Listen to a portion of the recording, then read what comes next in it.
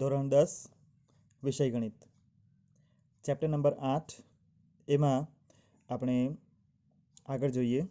ગઈકાલે આપણે ઉદાહરણ 1 જોયું. ઉદાહરણ 2 લઘુકોણ બી તથા ક્યુ માટે સાઇન બી બરાબર સાઇન ક્યુ છે. તો સાબિત કરો કે ખૂણો બી બરાબર ખૂણો ક્યુ. હવે અહીં બે ત્રિકોણો લેવા પડે આપણે કે બે લઘુકોણ આપેલા છે, ખૂણો બી અને ખૂણો ક્યુ. એના માટે સાઇન બી બરાબર સાઇન ક્યુ આપ્યું છે, એટલે આપણે બે ત્રિકોણ લઈએ, ત્રિકોણ એબીસી અને ત્રિકોણ પીક્યુઆર. એમાં ખૂણો બી તથા ખૂણો ક્યુ લઘુકોણ છે, એટલે ખૂણો બી અને ખૂણો ક્યુને આપણે કાટખૂણો નહીં લઈ શકીએ, એટલે ખૂણો બી અને ખૂણો ક્યુને આપણે લઘુકોણ જ લેવું પડે. કારણ કે સાઇન બી અને સાઇન ક્યુ આપ્યું છે, કાટખૂણા માટે આપણે વાત નથી કરવાની, આ લઘુકોણ વિશેના ત્રિકોણમિતીય ગુણોત્તરો છે. એટલે બી અને ક્યુ સિવાયના જ ખૂણા આપણે કાટખૂણા લેવાના. તમે એ અને સીમાંથી કોઈને પણ લઘુકોણ લઈ શકો, કાટખૂણ લઈ શકો. પી અને આરમાંથી કોઈને પણ કાટખૂણો લઈ શકો. આપણે અહીં સીને કાટખૂણો લીધો છે અને આરને કાટખૂણો લીધો છે, એટલે આપણે બે ત્રિકોણ લઈએ કે ત્રિકોણ એબીસી, ધારો કે ત્રિકોણ એબીસી અને ત્રિકોણ પી ક્યુ આરમાં ખૂણો સી બરાબર 90° તથા ખૂણો આર બરાબર 90°. બીજું આપણને સાઇન બી બરાબર સાઇન ક્યુ આપ્યું છે, એટલે સાઇન બી બરાબર સાઇન ક્યુ આપ્યું છે. હવે સાઇન બી પહેલાં શું થાય તે આના પરથી જોઈએ આપણે. સાઇન બી સૂત્ર સામેની બાજુ છેદમાં કર્ણ, પણ કોની સામેની બાજુ? ખૂણા બીની સામેની બાજુ. એટલે અહીં એકવાર સૂત્ર આપણે લખીએ, ચાલો સમજ માટે, કે સામેની બાજુ છેદમાં કર્ણ. તો ખૂણો બીની સામેની બાજુ બી, સામેની બાજુ એસી, એટલે માટે સાઇન બી બરાબર એસીના છેદમાં કર્ણ શું થશે? એબી. હવે આપણે સાઇન ક્યુ સીધે સીધું લખીએ, સાઇન ક્યુ બરાબર, ચાલો શું થશે? સાઇન ક્યુ અહીંયા સામેની બાજુ છેદમાં કર્ણ, એટલે શું થશે?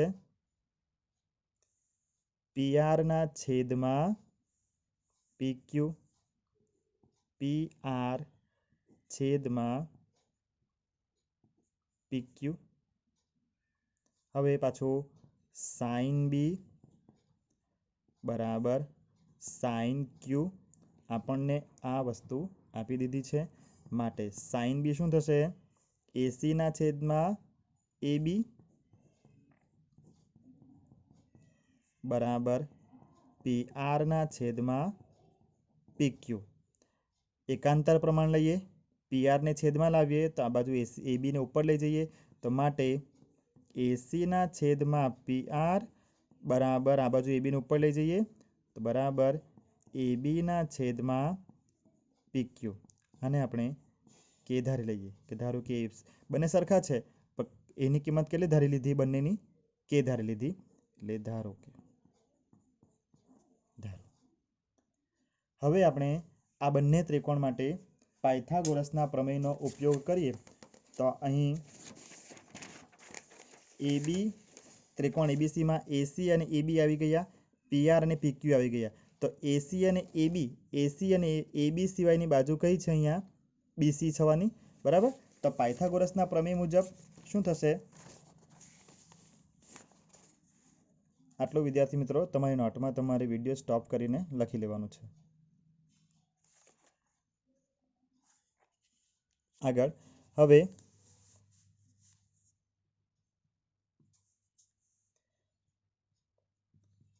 પાયથાગોરસના પ્રમેયનો ઉપયોગ કરતા BC AC અને AB ની વાત આવી ગઈ। અહીં આપણે જોઈએ તો AC અને AB આવી ગયું, બાકી AC અને AB આવી ગયું, બાકી રહ્યું BC। તો અહીં BC ને જો સૂત્રનો કરતા બનાવવો હોય તો અહીંયા પહેલાં તો AB² બરાબર શું થશે? અહીં AC² પ્લસ BC²। તો BC² એટલે AB² માઇનસ AC² બરાબર BC² થવાનું, એટલે કે BC² બરાબર AB² માઇનસ AC²। એટલે સીધે સીધું લખો કે BC² બરાબર AB² માઇનસ AC²। માટે બંને બાજુ વર્ગમૂળ લઈએ તો વર્ગ નીકળી જશે, એટલે આ રીતે થશે વર્ગમૂળમાં BC² બરાબર વર્ગમૂળમાં AB² માઇનસ AC²। માટે BC બરાબર વર્ગમૂળમાં, જો અહીંયા વર્ગ છે અને વર્ગમૂળ છે, અહીંયા બધું વર્ગમૂળ વર્ગ બધું નીકળી નહીં જાય, અહીંયા વચ્ચે માઇનસ છે એટલે એ ધ્યાન રાખવાનું, નહીં નીકળે, એટલે વર્ગમૂળ બધું એમ જ રહેશે AB² માઇનસ AC²। તે જ પ્રમાણે સીધે સીધું આના પરથી લખું કે બાકી કયું રહ્યું? QR। ચાલો શું થશે QR?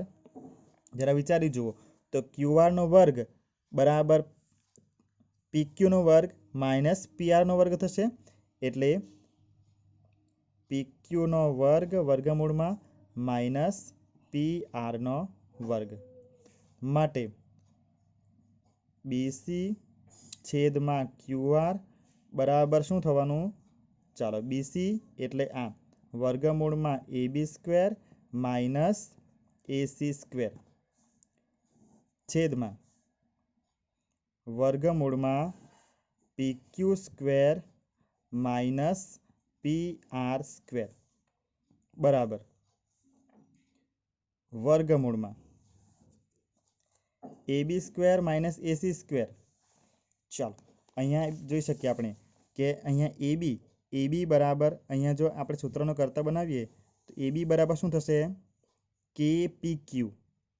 એટલે આ AB² બરાબર KPQ² માઇનસ AC², અહીંયા જુઓ AC તો AC બરાબર KPR થશે, એટલે માઇનસ AC² બરાબર KPR², સોરી K² થશે, આ K² છેદમાં વર્ગમૂળમાં PQ² માઇનસ PR² બરાબર ઉપર આમાંથી K² કોમન, અને K² ને વર્ગમૂળની બહાર કાઢી લઈએ તો એ K થઈ જવાના, બાકી શું રહેવાનું વર્ગમૂળની અંદર?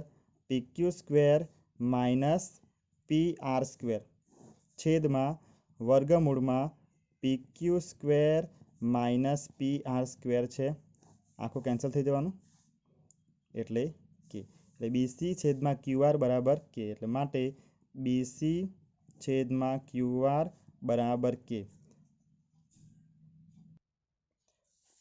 હવે અહીં જુઓ AB છેદમાં PQ બરાબર AC છેદમાં PR એ પણ K છે, અને BC છેદમાં QR એ પણ K આવ્યું, એટલે બધું સરખું થયું, એટલે માટે AB છેદમાં PQ બરાબર, અહીં આપણે જોઈએ તો નંબર અને 1 આપી દઈએ, એટલે 1 અને 2 પરથી અને નંબર 2 આપી દઈએ, એટલે શું થવાનું?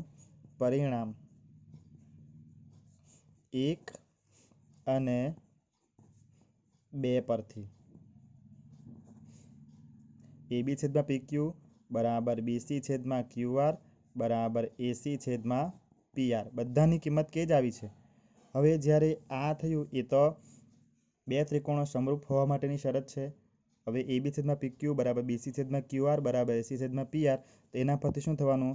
માટે ત્રિકોણ ABC સમરૂપ ત્રિકોણ PQR, બાજુઓ સમપ્રમાણમાં છે એટલે બે ત્રિકોણ સમરૂપ થશે, અને ત્રિકોણ સમરૂપ હોય ત્યારે એના અનુરૂપ ખૂણાઓ સરખા થાય। હવે ખૂણો B ને અનુરૂપ ખૂણો Q છે, એટલે માટે ખૂણો B બરાબર ખૂણો Q, આપણે સાબિત કરવાનું હતું।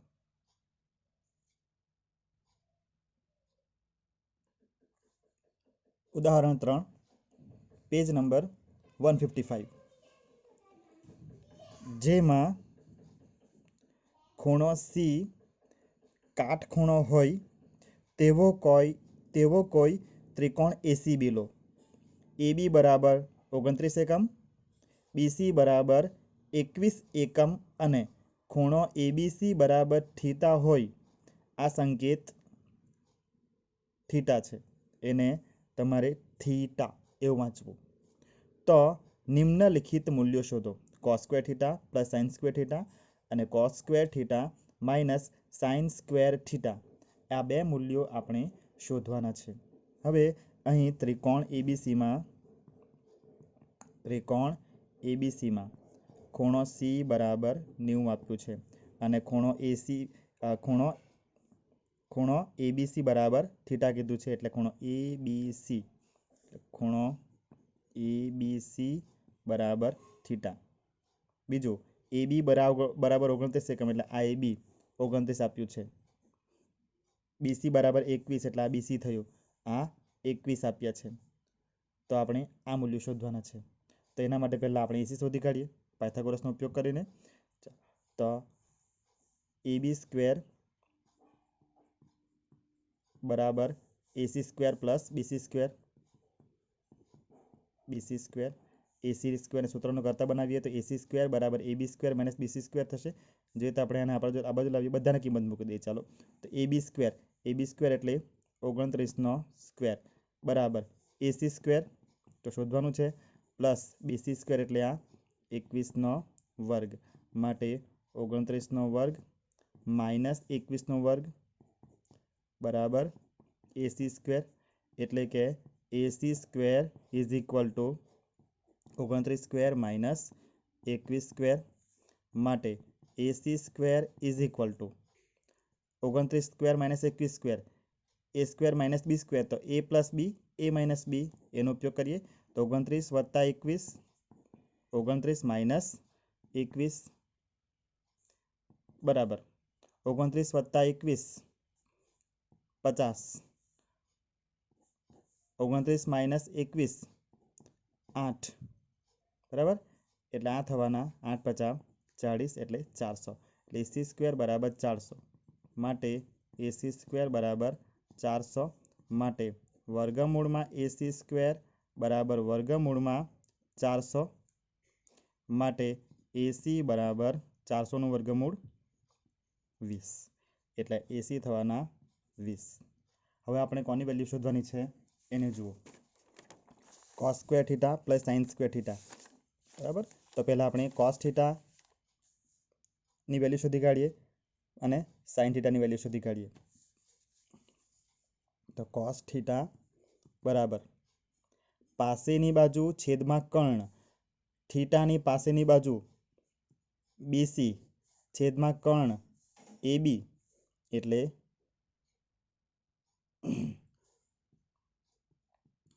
AB, BC એટલે 21, AB એટલે 29, એટલે cos થીટા આવશે 21 છેદમાં 29.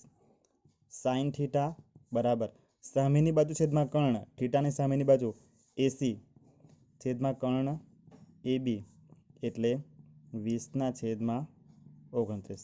હવે આ શોધીએ આપણે.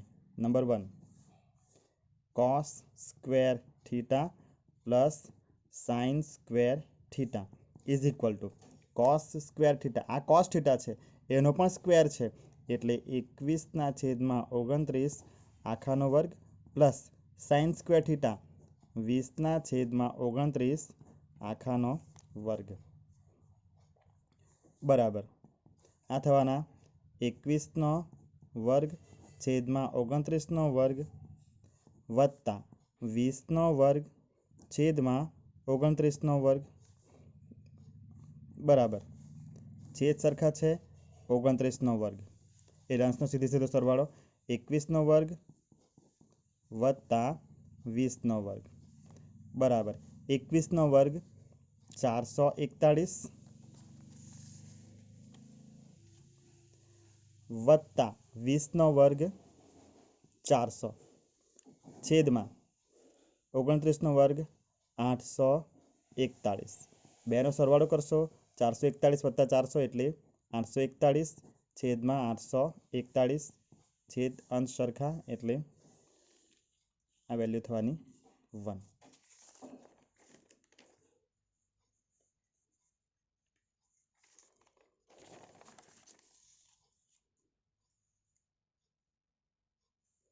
નંબર 2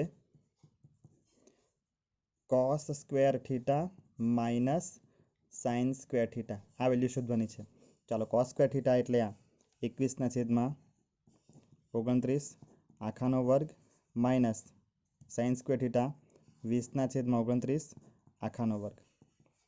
પાછું એ જ થવાનું, છેદમાં લસા સીધું સીધું લખો. હવે 29નો વર્ગ આ 21નો વર્ગ માઇનસ 20નો વર્ગ. ચાલો 21નો વર્ગ એટલે 441 માઇનસ 20નો વર્ગ એટલે 400 છેદમાં 29નો વર્ગ 841. 441 માઇનસ 400 એટલે 41/841 એટલે cos square theta minus sine square theta બરાબર થશે 841.